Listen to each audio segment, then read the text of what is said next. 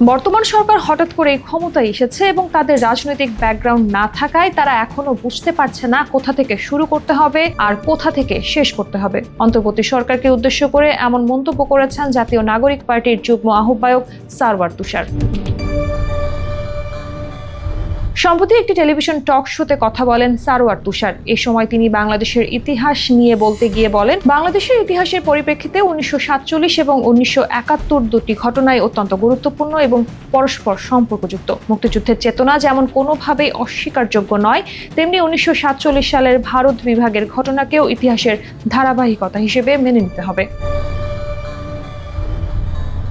এনসিপির এই নেতা বলেন, দেশের আইন শৃঙ্খলা পরিস্থিতি মাঝে মাঝে অস্বাভাবিকভাবে খারাপ হয়ে যায়, যা অত্যন্ত রহস্যজনক। এগুলো আইন শৃঙ্খলা বাহিনীর অক্ষমতার কারণে নয়, বরং ইচ্ছার অভাবের ফলে। তিনি বলেন, সঠিক তদন্ত ও শাস্তি নিশ্চিত করতে পারলে এই অপরাধগুলো বারবার ঘটতো না। পুলিশের সীমাবদ্ধতা এবং কাঠামোগত দুর্বলতা উল্লেখ করে তিনি বলেন, পুলিশ রিফর্ম বা সংস্কার এখন সময়ের দাবিতে পরিণত হয়েছে।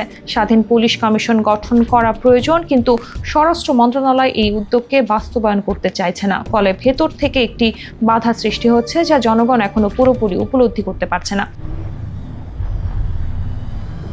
সারওয়ার তুষার আরো বলেন, পুলিশ অনেক কিছু করতে সক্ষম, কিন্তু তাদের মধ্যে এখন ভয় কাজ করছে।